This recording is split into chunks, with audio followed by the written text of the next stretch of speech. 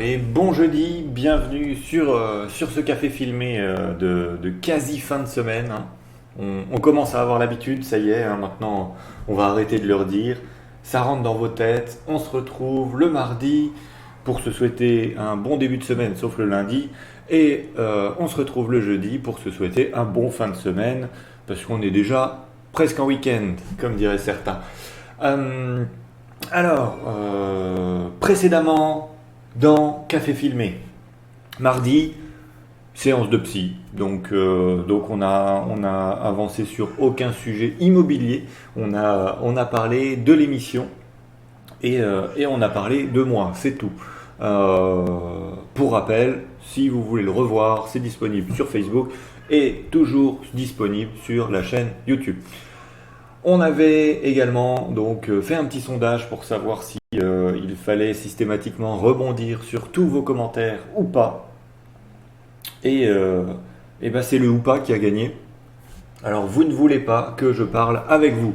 Alors comme on l'avait dit pour le sondage, hein, le sondage de mémoire c'était, je ne sais même pas s'il y a encore quelque part. Non, ils ne sont pas enregistrés d'une fois à l'autre.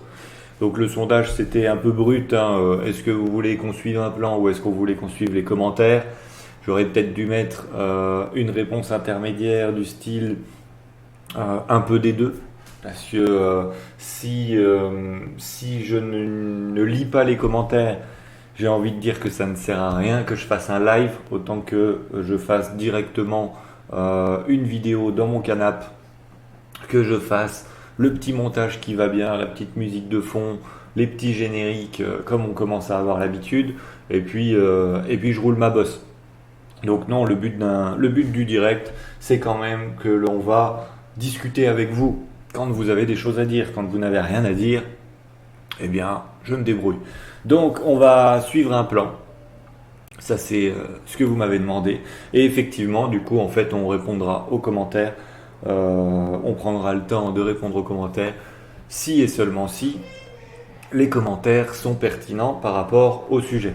S'ils ne le sont pas, ne le prenez pas mal, j'y répondrai pas forcément de suite, j'y répondrai pas forcément dans l'émission. Probablement qu'on se gardera du coup 3 minutes à la fin pour quand même que je parle de vous parce que vous avez pris le temps de me parler. Et on s'en servira probablement pour un autre plan, une autre émission, un autre direct ou une vidéo ailleurs. Toujours précédemment, la semaine d'avant, donc pas mardi, donc le jeudi. On a dit que c'était mardi et jeudi les émissions, donc c'était le jeudi d'avant. Nous avions parlé d'investissement et nous nous étions quittés sur les parkings. Donc pour rappel, encore une fois, parce que j'avais fait le rappel mardi avant justement de déraper sur un autre sujet. Pour rappel, les parkings, on en était resté au fait que c'est un bon investissement parce que abordable à l'achat. Ça ne demande pas un effort surhumain d'acheter une place de parking à 15 000 euros plutôt qu'un appartement à 100 000 euros. Très peu de gestion. Vous n'allez pas faire de visite à proprement parler où on va vérifier, faire un état des lieux, contrairement à un studio.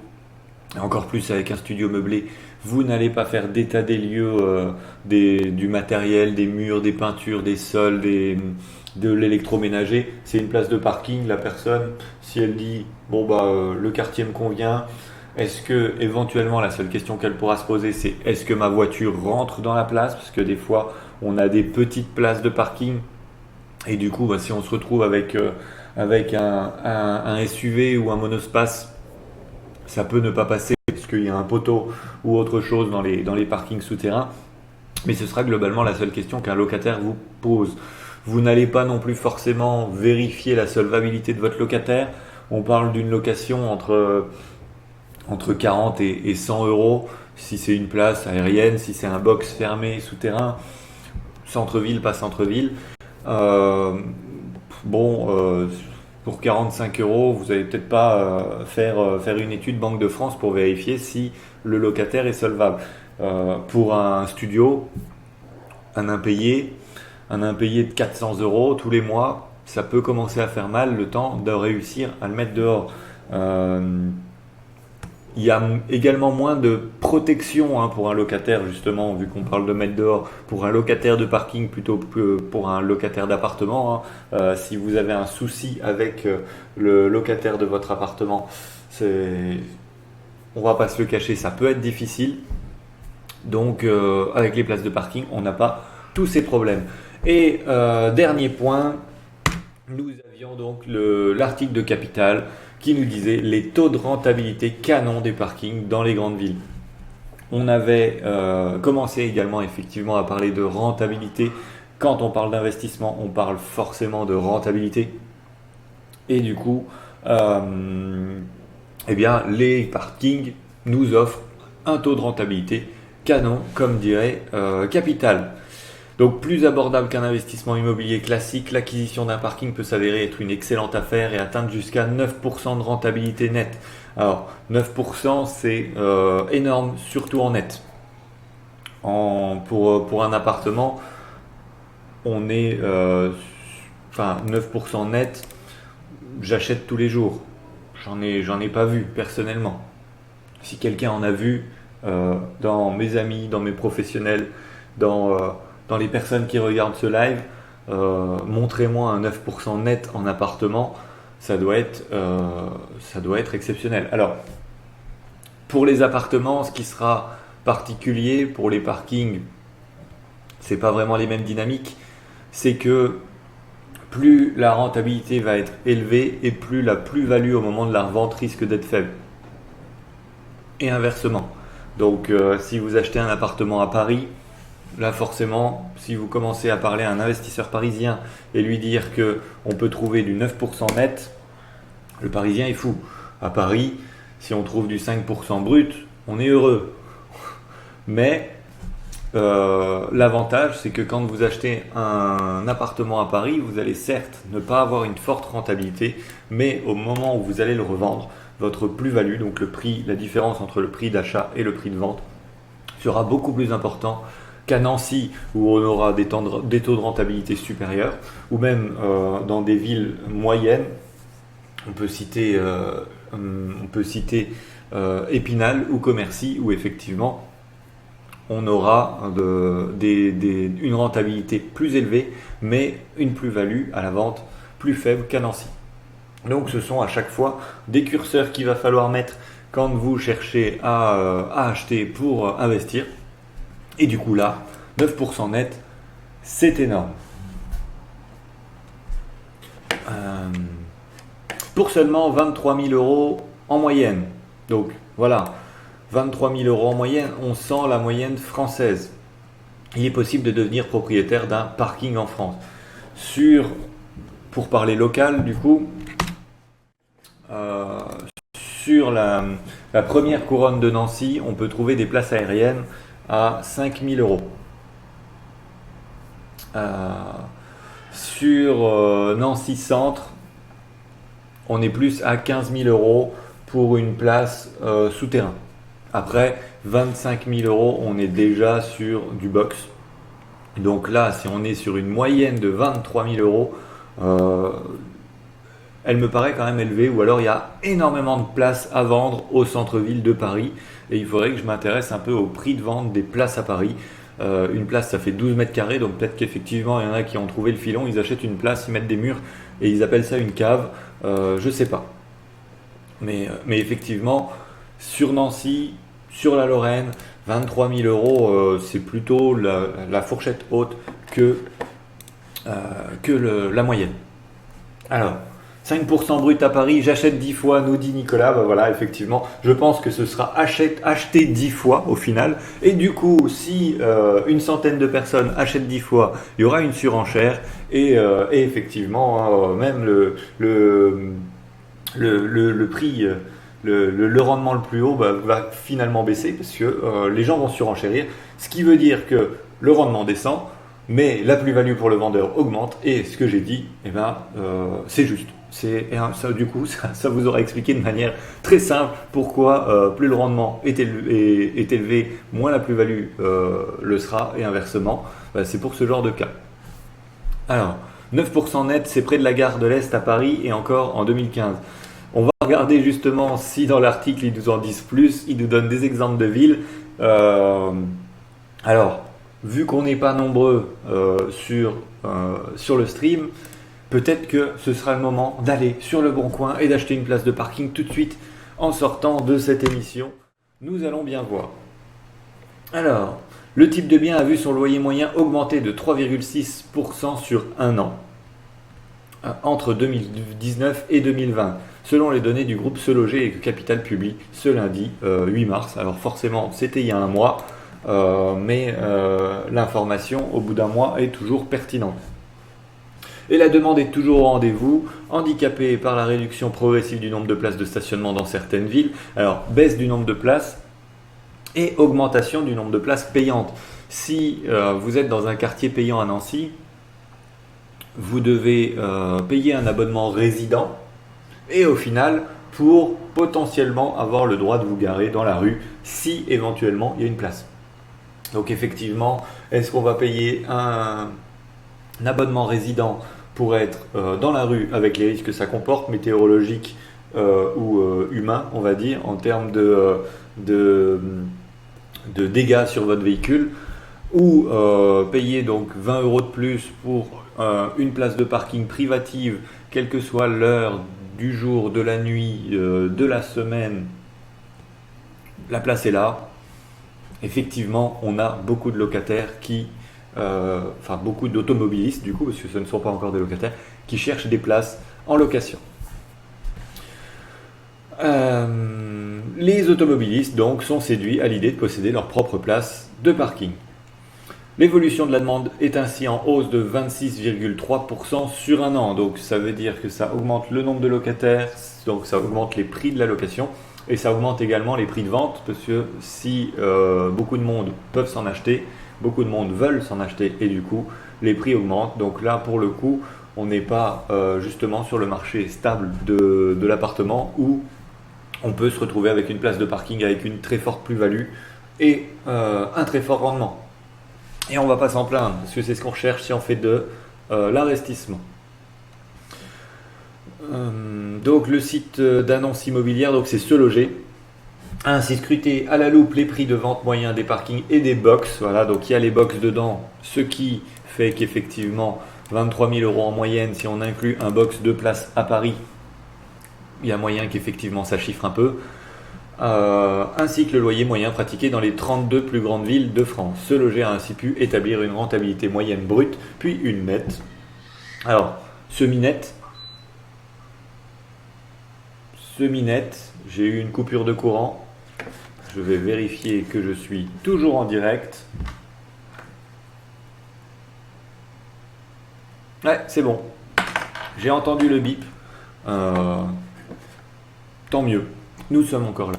Donc semi-net parce que une vraie rentabilité nette, faudra inclure vos impôts dessus et ça Se Loger, je ne suis pas sûr qu'ils y aient accès. Où on en est net. Cette dernière a été calculée en fonction. Décidément, j'ai tout qui s'arrête autour de moi. Cette dernière a été calculée en fonction de quelques hypothèses, à savoir que les frais de copropriété, donc voilà, c'est ce que j'étais en train de dire du coup, la prochaine fois je lirai l'article entièrement avant de lire une phrase et de rebondir dessus. Les frais de copropriété représentent 1 mois et demi de location, la taxe foncière 10%, le paiement de 0,4% d'intérêt de son crédit à la banque. Seuls les parkings de 8 à 15 mètres carrés ont été analysés. Alors, moins de 8 mètres carrés, c'est une place moto. Et donc oui, 15 mètres carrés. Par contre, du coup, pour 23 000 €, donc on exclut les doubles box dont j'avais signalé l'existence juste avant, afin d'éviter les places de parking pouvant accueillir 2 voitures. Ça aurait juste potentiellement, je sais pas, non, ça aurait même pas. Pourquoi on ne sait pas. Il faudrait faire justement une étude qu'avec les places de parking de voitures pour voir si la rentabilité est plus faible ou si la plus-value est plus faible. Par souci de simplicité, les éventuelles périodes de vacances locatives n'ont pas été intégrées, bien qu'elles représentent un risque dans les villes où la demande n'est pas assez élevée. Alors, normalement, on prend les 32 plus grandes villes de France. Donc effectivement, la vacance, on n'est pas dans le cas où on va louer un studio meublé à un étudiant. Donc bon, on aurait quand même pu l'intégrer, mais dans ce cas-là, effectivement, ce sera par contre un point, ça me permet de rebondir là-dessus, quand vous commencez à calculer pour un achat immobilier d'investissement, vous aurez forcément votre vendeur qui va vous dire c'est bon, j'ai 9% net, donc le prix de mon appart il n'est pas négociable, demandez-lui la vacance. Si il vous sort un chiffre de rendement, de rentabilité, mais que derrière il calcule sur 12 mois, mais que vous louez un studio à un étudiant dans une ville moyenne, on va dire, je ne sais pas ce qu'il pourrait y avoir, Baccarat. Alors je connais pas le marché du locatif à Baccarat, donc je me trompe peut-être totalement, mais si vous avez votre étudiant qui s'en va au mois de juin et que vous n'avez personne jusqu'en septembre, vous voyez l'idée, ça fait 2 mois de loyer en moins, ça pique un peu sur votre rendement, sur votre rentabilité. Donc 9% de rentabilité nette, avec beaucoup d'hypothèses et surtout sans compter une vacance qui peut exister. Mais là, donc, c'est un peu ce que je disais au début par rapport à un appartement. Si vous avez une vacance d'un mois, effectivement, ça ampute sur votre rentabilité, ça vous ampute de 45 euros. Alors qu'un appartement, si vous avez une vacance, ça vous impute de 400 euros pour votre studio. C'est pas la même échelle. Tous ces revenus locatifs sont évidemment fiscalisés au titre de l'impôt sur le revenu et c'est pour ça du coup que même avec toutes ces hypothèses, on ne pourra pas connaître le net parce que si vous êtes médecin ou si vous êtes mécanicien ou si vous êtes n'importe quoi et que du coup vous n'avez pas le même salaire de votre voisin, à la fin de l'année vous ne payez pas les mêmes impôts et du coup si vous ne payez pas les mêmes impôts sur le revenu, on ne sait pas combien vous allez payer pour cette place. En tout cas, je ne peux pas le savoir avant.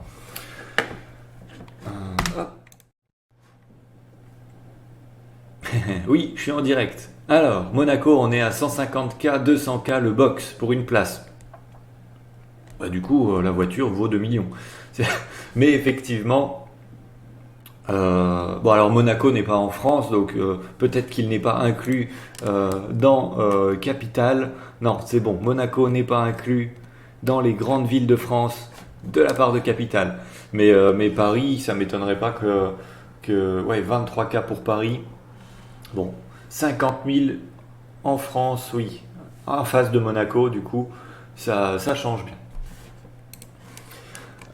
Hop, alors, les villes où investir, du coup, d'après Capital, les voici.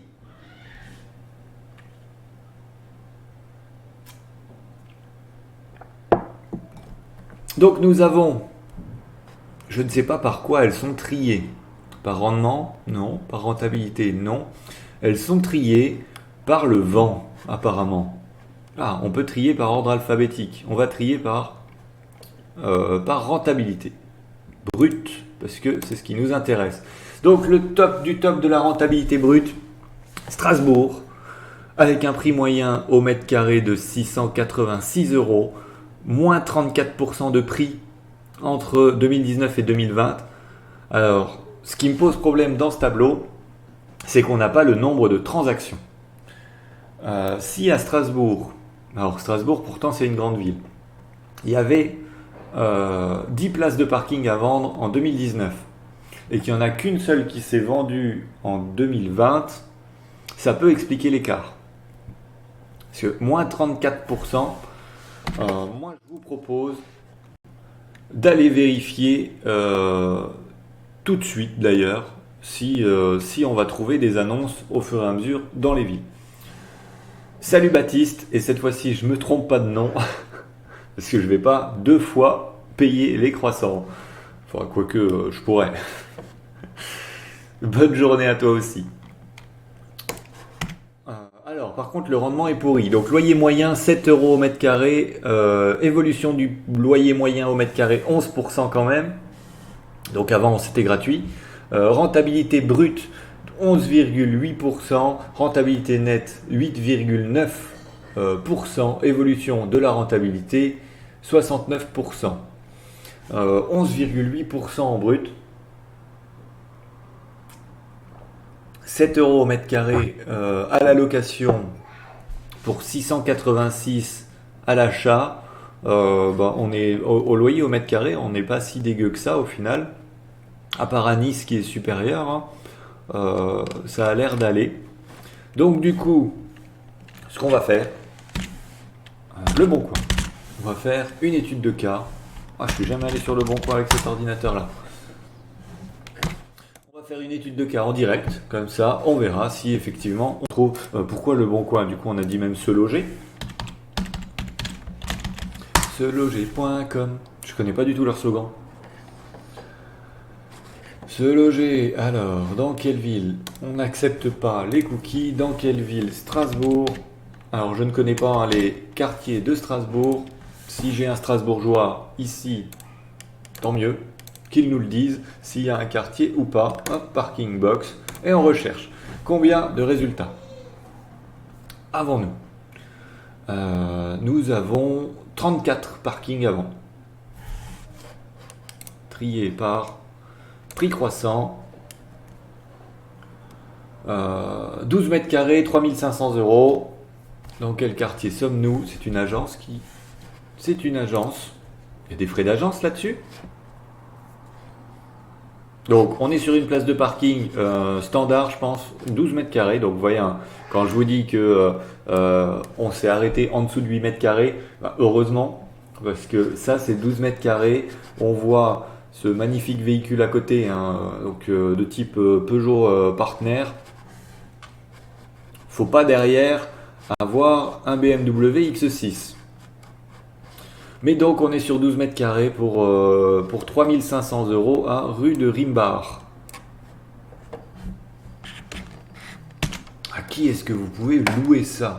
Alors le problème, et du coup ça vous fait un cas d'école, c'est qu'il faut connaître le quartier. Là, c'est un peu, ça vous montre un peu la galère, hein, quand vous n'investissez pas chez vous.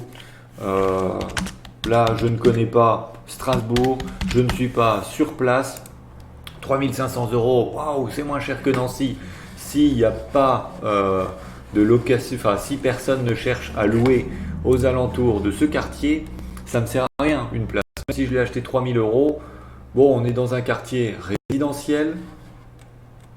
Donc, quartier résidentiel, ça veut dire que probablement, voilà, on a des parkings partout. Donc ça doit être quelque part par là, hein. Je dirais même que c'est celle-là d'après la photo, totalement au hasard, hein. Et du coup, vous ne pouvez pas savoir si effectivement vous allez le louer. Donc un peu comme pour les appartements, demandez à l'agent, dans le cas pour le coup, hein, si c'était du locatif. Et si c'était du locatif, d'avoir l'historique des locataires. S'il n'y avait qu'un seul locataire ces 10 dernières années et qui s'en va et qu'il n'est plus là, ça va peut-être être très dur d'en trouver un autre. S'il dit qu'il reste, ça n'engage que vous, j'ai envie de dire. Si vous avez un locataire par an, 10 mois par an, vous au moins vous avez votre vacances locatives. Et puis surtout, vous savez qu'effectivement la personne, même s'il y a un gros turnover, il y avait une grosse demande derrière. Donc si vous ne connaissez pas le quartier, n'achetez pas forcément une place de parking comme ça sur internet, juste parce que vous avez vu un prix. Et c'est probablement ça qu'il manque dans l'étude de se loger. S'ils ont pris les ventes d'un côté et les locations de l'autre, mais qu'ils n'ont pas recopié l'un et l'autre, effectivement, une place de parking qui s'achète 15 000 euros au centre-ville de Strasbourg va peut-être se louer 60 euros, donc très faible rendement. Et puis du coup, pas affaire terrible. Mais derrière, ils ont pris la moyenne avec cette place à 3500 euros et ils ont considéré qu'elle se louait le même prix. Et là, du coup, forcément, la rentabilité n'est pas la même. Donc, je ne sais pas comment cette étude a été faite pour retrouver donc 11,8% de rentabilité brute. Si on prend le prix de location d'une place de centre-ville et le prix d'achat d'une place en quartier à rue de Rimbard, c'est pas top. Pour le coup, on est à côté d'un aérodrome, donc on doit quand même être. Je savais même pas qu'il y avait un aérodrome si près de Strasbourg, ou alors on est très loin de Strasbourg, du centre en tout cas. Quand vous allez du coup acheter une place de parking, vérifiez effectivement la disponibilité des places. Si vous achetez dans un quartier où il y a des parkings gratuits aux alentours, forcément vous allez probablement louer moins cher ou alors pas louer du tout. Si vous cherchez à côté d'un immeuble de bureau par contre où il n'y a pas de place, là ça peut être une très bonne affaire puisque la personne qui vient travailler tous les jours au centre-ville, elle n'a jamais de place parce qu'il y a très peu de parking gratuit, parce qu'il y a très peu de parking payant même de la ville devant son bureau. Et là, du coup, il va peut-être s'excentrer de 5 minutes à pied pour arriver, pour Nancy par exemple, il arrive de Toul, il va pas forcément se garer au parking Vaudémont parce qu'il est toujours plein. Et bien du coup, au moins, s'il veut pas avoir mal à la tête, il va louer votre place de parking à vous. Donc c'est tout ça qu'il faut étudier. Étudier éventuellement aussi les transports en commun, puisqu'effectivement vous pouvez avoir sur la périphérie des bons prix d'achat comme ici. Et si, admettons, on a un bus ou un tram qui passe dans les coins, vous pouvez louer un peu moins cher à quelqu'un qui habite la périphérie toujours, mais un peu plus loin. Et du coup, il va venir comme ça, pop, pop, pop, tous les matins. Et pour éviter les embouteillages de centre-ville, il s'arrête ici, juste à l'entrée. Et puis derrière, il prend le bus, le tram, jusqu'à son lieu de travail. Donc ce sera un peu tout ça qu'il faudra vérifier. On ne voit que ma tête et pas l'écran de Se Loger. Ah, tout le long. Bon j'espère que j'ai été clair. Salut Simon, bonne journée à toi aussi. Du coup, je ne sais pas si ça a été corrigé entre temps, parce que tout s'est éteint, donc je n'ai absolument plus de vision de ce qui se passe en direct. Mais du coup, je vais repasser juste l'écran, et puis comme ça, vous verrez de quoi j'ai parlé. Salut Laura, et bonne journée à toi. Donc, on va switch l'écran, normalement c'est bon. Voilà, on est en switch. On avait Strasbourg et on a Se Loger, les 34 annonces à Strasbourg. J'ai pas triché, le discours est le même. Trier par prix croissant, 3500 euros. On était donc parti de celle-là. Je vais trier par prix décroissant pour terminer l'émission d'aujourd'hui. Et du coup, la rue de Rimbach qui est ici. Donc on est bien à l'extérieur de Strasbourg. Donc vérifiez tout ce que je vous ai dit à l'oral, comme je viens de le faire. Mais si vous ne connaissez pas l'endroit, ça peut être dur. Et voilà, donc... Excusez-moi, je viens de bloquer. Vous aussi, j'espère. Donc nous sommes toujours...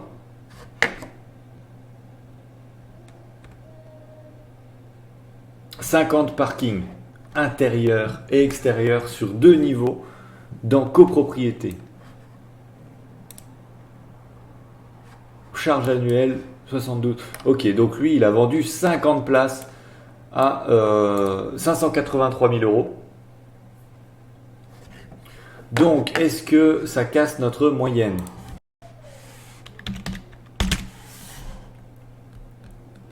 « 50 places de 12 mètres carrés. Enfin, le stationnement est un peu bizarre quand même là. Elle a l'air d'être pas dans la longueur. Ou alors 2 comme ça. Enfin, 50 places. Spécial investisseur pour le coup.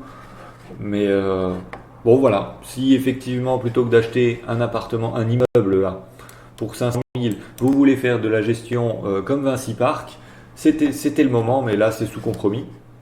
Mais c'était le moment. Allô, monsieur l'ordinateur.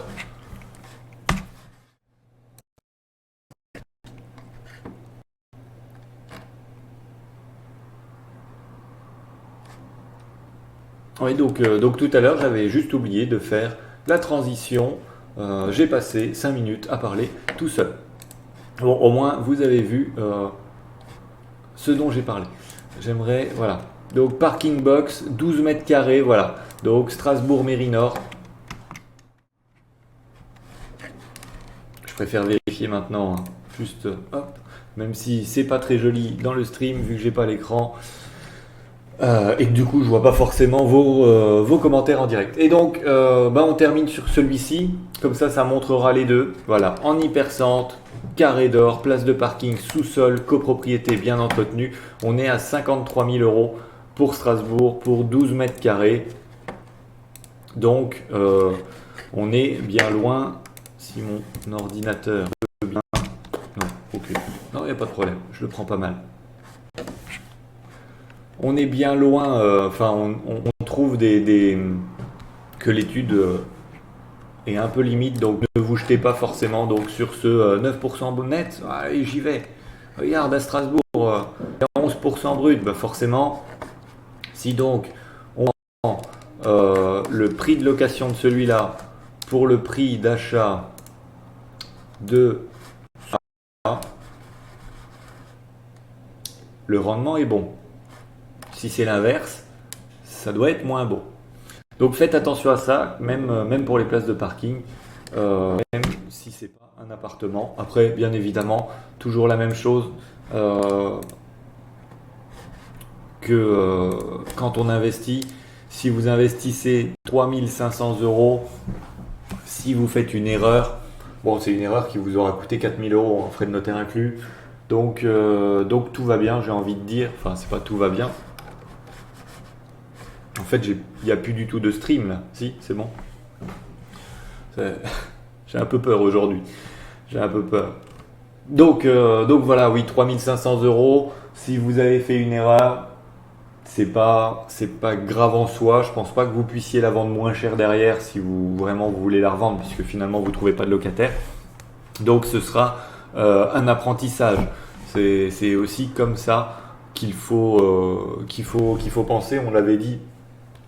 L'émission où on avait parlé d'investissement, eh bien, on avait vu qu'effectivement, on peut faire des erreurs. Il est 9h32, j'ai pas parlé de copropriété. Heureusement que j'avais mis le titre. Heureusement qu'on a suivi un plan. Non, du coup, on a parlé quand même d'investissement, c'était cool. Enfin, pour moi en tout cas. Et puis du coup, oui, je pense que ça vous intéresse un peu plus qu'on fasse des cas d'études avec, qu'on vérifie les sources plutôt que je vous lise les articles. Enfin, ça, après, c'est moi qui le pense comme ça. Et en tout cas, pour moi, c'est un peu plus intéressant que de lire un article. Et du coup, on se donne. Alors, ce sera jeudi prochain, la copro. Il y aura une émission mardi, mais il y avait déjà le sujet en fait. Donc on va repousser l'émission sur la copropriété à jeudi. Si vous étiez venu pour la copropriété, profitez-en pour me poser vos questions maintenant, comme ça je les inclurai dans l'émission et elle sera d'autant plus complète. Je vous souhaite une bonne journée, un bon jeudi, une bonne fin de semaine et puis un bon week-end parce qu'on va peut-être pas se voir d'ici là. Et puis, à mardi.